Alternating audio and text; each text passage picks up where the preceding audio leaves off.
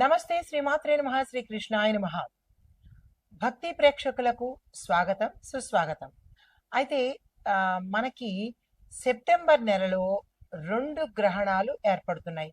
మొదటిది 7వ తారీఖు చంద్రగ్రహణం ఏర్పడింది. అది ప్రత్యక్షంగా చూసే సంపూర్ణ రాహుగ్రస్త చంద్రగ్రహణం. అయితే ఇప్పుడు సెప్టెంబర్ 21న పితృపక్షాల సమయంలో సూర్యగ్రహణం ఏర్పడుతోంది. అయితే చాలా మందికి ఇది అనుమానం రావచ్చు.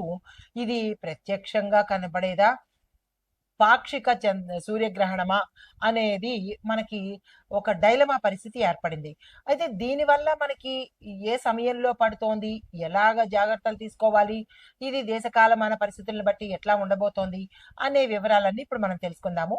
ఇది చాలా చాలా తీవ్రమైన సూర్యగ్రహణము. అంటే ఈ మాసంలో పట్టిన 2 గ్రహణాలు కూడా చాలా తీవ్రమైనవే. అయితే ఇది రేఖాత్మక విశ్లేషణ ప్రకారం మనం చూసినట్టయితే కనుక తక్కువ భాగంలోనే మనకి తక్కువ శాతం మాత్రమే కనబడుతోంది. అంటే పాక్షికము అని చెప్పుకోవచ్చు. అయితే ఈ గ్రహణము ప్రధానంగా దక్షిణ గోళంలోనే ఏర్పడుతోంది. అక్కడ మాత్రమే స్పష్టంగా కనబడుతోంది. అంటే దక్షిణ గోళం అనగానే ఏ దేశాలు వస్తాయంటే కనుక న్యూజిలాండ్, ఆస్ట్రేలియాలోని తూర్పు ప్రాంతము అంటే ఈస్ట్ సైడు, అంటార్కిటికా, దక్షిణ పసిఫిక్ ప్రాంతాలలోనూ కనబడుతోంది. అంటే ఎక్కువ భాగం అక్కడ కనబడుతోంది. భారతదేశంలో మాత్రం మనకి ఇది కనపడే అవకాశం లేదన్నమాట. అయితే అక్కడ పరంగా అంటే అక్కడ వాళ్ళకి కూడా తెలియాలి కదా ఈ అంశాలు. ఇది మొదటి స్పర్శ అంటే ఫస్ట్ టైము మనకి యూటీసీ స్టాండర్డ్ ప్రకారము 17.30 ఈ సమయంలోను అంటే వాళ్ళ టైం ప్రకారము. అయితే కనిష్ట గ్రహణము 19:43 యూటీసీ ప్రకారము. చివరి స్పర్శ ఆ సమయము 21:54 యూటీసీ ప్రకారంగా. అంటే ఈ సమయాలు మనకి ఐఎస్టి అంటే ఇండియన్ స్టాండర్డ్ టైమింగ్స్, ఇది వాళ్ళ టైమింగ్స్ కాబట్టి అక్కడ చూసే ప్రేక్షకులకు ఈ సమయాలను అందుబాటులోకి ఇచ్చానన్నమాట. అయితే మరి ఇది ఎలాంటి ఫలితాలు ఇస్తుంది, అక్కడ వాళ్ళకైనా ఇక్కడ వాళ్ళకైనా మొత్తం అందరూ మనుషులే కదా, అందరికీ రాసులు ఉంటాయి కదా, అందరికీ నక్షత్రాలు ఉంటాయి కదా, కొంతమందికి తెలియచ్చు, కొంతమందికి తెలియకపోవచ్చు. అయినప్పటికీ ఈ గ్రహాలకి మనుషులు ఒక్కటే కాదు, నేచర్ కూడా ఇందులో అనుభవిస్తోంది. అంటే మనుషులే పాటి కనుక, కాబట్టి ఇది ప్రతి ఒక్కళ్ళకి, ఏ కులమైనా, ఏ మతమైనా, ఏ దేశమైనా, ఏ ప్రాంతమైనా సరే ఇవి అనేవి జరుగు తీరుతాయి. కాబట్టి ఇది నాకు వర్తించదు, మా దేశానికి వర్తించదు, మా వాళ్ళకి వర్తించదు అనేది లేదు. మనిషి అనే ప్రతి ప్రాణికి వర్తించేదే. అయితే మరి జాగ్రత్తలు తీసుకోవాలి. ఈ పాక్షిక గ్రహణము కన్యా రాశిలో సూర్యుడికి సంబంధించి ఏర్పడుతోంది కాబట్టి మరి శాస్త్ర సంబంధిత ఆస్ట్రాలజీ ప్రకారము కొన్ని మార్పులకు దారితీస్తుంది. అది ఏ ప్రాంతమైనప్పటికీ చాలా చేంజెస్ వస్తాయి. గ్రహణాలు అంటేనే చేంజెస్ వస్తుంది, ప్రకృతిలోనూ మనిషిలోనూ కూడా.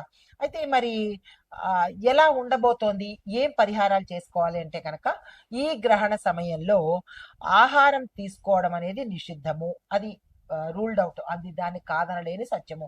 అయితే వ్యాయామాలు చేయడము, వర్కౌట్స్ చేయడము, నాకేంటి పర్వాలేదు అని అనుకుని వర్కౌట్స్ చేయడము, ఇలాంటివి ప్రకృతికి కానీ ధర్మానికి కానీ లేదా గ్రహాలకి కానీ ఎదురు పెడితే పరిణామాలు మనకి తెలుసు ఎలా ఉంటాయో.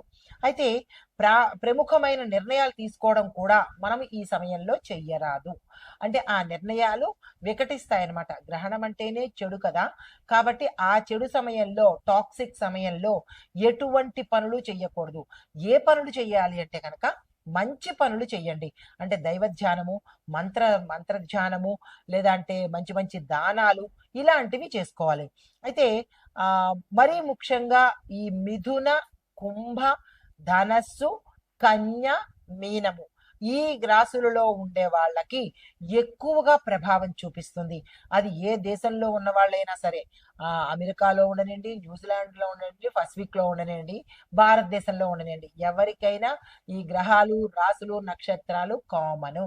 అది కాదు అనడానికి దాన్ని పరిమితికి మించి ఎవరు లేరు కదా, పుడుతున్నారు కదా.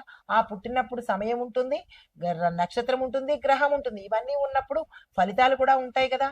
కాబట్టి నాన్సెన్స్ అనడానికి ఇక్కడ అవకాశం లేదు. అనుకుంటే అది అప్ టు యూ. అయితే ఏ రాశుల వాళ్ళకి ఎక్కువగా చూపిస్తుందంటే, మళ్ళా చెప్తున్నాను, మిథునము, కుంభము, ధనస్సు, కన్య, మీనము. ఈ గ్రహణ సమయంలో ఏ దేశంలో ఉన్న వాళ్ళైనా జాగ్రత్తలు పాటించుకోండి. అయితే ఎవరెవరికి ఎలాంటి ఫలితాలు ఇస్తోంది, దేశకాలమాన పరిస్థితులను బట్టి ఎలా ఉండబోతోంది అనేది మీకు సవివరంగా తెలియచేస్తాను. అయితే ఈ రాశులకి ఎలా ఎలాంటి జాగ్రత్తలు తీసుకోవాలి అంటే కనుక, ముందుగా జాగ్రత్తలు ఏం తీసుకోవాలంటే, గ్రహణ సందర్భంగా నిర్ణయాలు తీసుకోవద్దు, ఆర్థిక వ్యవహారమైన లావాదేవీలు జరపవద్దు, బాధ్యతలు ఏదైనా అంటే ఆ సమయానికి చేయవలసిన పనులు వాయిదా వేసుకోండి. తర్వాత పరిహారంగా ఏం చేయాలంటే, సూర్యోదయం అయిన తర్వాత సూర్యుడి జపము, సూర్యుడి ఆరాధన, సూర్యుడి మంత్రము చేసుకోవడము, అనుష్ఠానం చేసుకోవడము, దాన ధర్మాలు చేసుకోవడము, ఇలాంటివి చేసుకోవాలి. అయితే ఈ సమయంలో మీరు నిష్టగా నియమంగా ఉండాలి.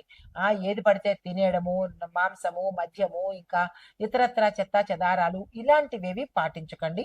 దాని ఇంపాక్ట్ కూడా మీరే అనుభవించవలసి వస్తుంది. అయితే ఈ వీటి పరంగా మరి ఇవన్నీ ఎలా ఉన్నాయి, మనుషులకి ఎట్లా వర్తిస్తాయి అంటే, మేషాది ద్వాదశ రాశుల వారికి ఎలాంటి ఫలితాలు ఇస్తోంది అనే అంశాన్ని ఇప్పుడు కూలంకషంగా తెలుసుకుందాము. తదుపరి రాశి మిథున రాశి. ఈ రాశి వారికి ఈ సూర్య గ్రహణం సమయంలో ఎలా ఉండబోతోంది ఫలితాలు అంటే కనుక, కుటుంబాల్లో కొంత విభేదాలు వచ్చే అవకాశం కనబడుతోంది. భార్యాభర్తల మధ్య, తల్లిదండ్రుల మధ్య, లేదా అన్నదమ్ముల మధ్య, అక్క చెల్లెల మధ్య, అత్తమామల మధ్య, ఇలాగ కొంత విభేదాలు కలిగే అవకాశం ఎక్కువ కనబడుతోంది. ఈ విషయంలో జాగ్రత్తలు తీసుకోండి. వాహన జాగ్రత్తలు మీరు తప్పనిసరిగా తీసుకోండి. లేడీస్ అయినా జెంట్స్ అయినా కానీ ఈ సమయంలో వాహనాలు నడపడం కానీ, లేదా బయటకు తీయడం కానీ, ఇట్లాంటి విషయాలలో జాగ్రత్తలు తీసుకునే ప్రయత్నం చేయండి.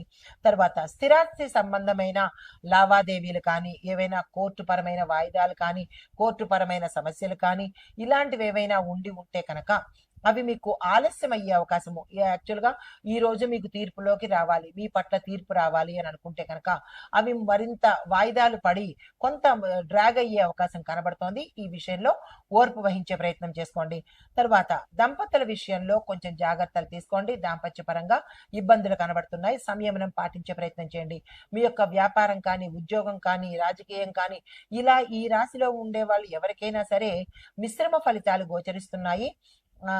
ఆ విషయంలో కొంత మీరు ఏ పని చేయాలన్నా కొంత జాగ్రత్తలు తీసుకోవడం కానీ, పెద్దల యొక్క పర్యవేక్షణ కానీ, లేదా అంటే మీ యొక్క శ్రేయోభిలాషుల యొక్క సలహా తీసుకుని కనుక ముందుకు వెళ్ళినట్టయితే కొంత మంచి ఫలితాలు ఉండే అవకాశం ఉంది.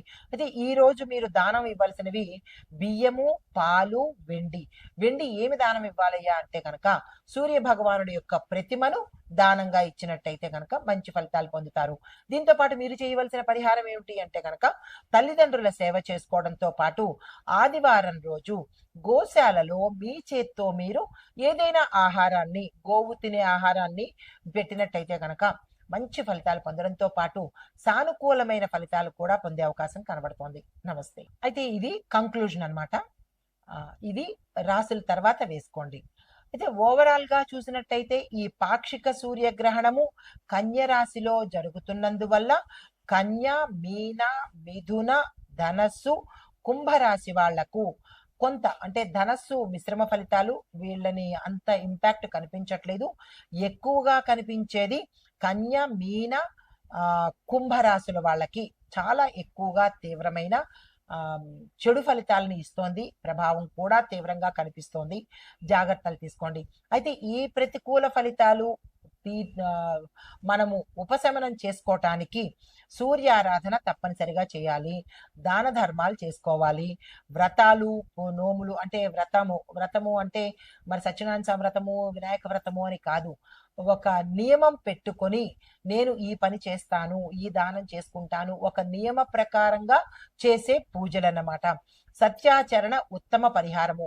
అబద్ధాలు ఆడడం కానీ, ఎవరినో మోసం చేయడం కానీ, ఇతర వాళ్ళని ఇబ్బంది పెట్టడం కానీ, ఇలాంటి ధర్మానికి విరుద్ధంగా చేసే పనులు ఏదైనా సరే విపరీతమైన పరిణామాలు చూపిస్తాయి.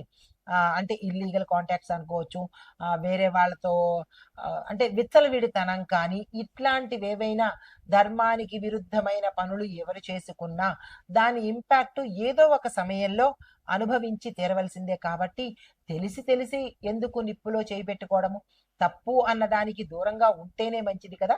సో ఈ పరిహారాలన్నీ పాటించుకొని కొంతైనా సానుకూలమైన ఫలితాలు పొందాలి అని కోరుకుంటూ నమస్తే.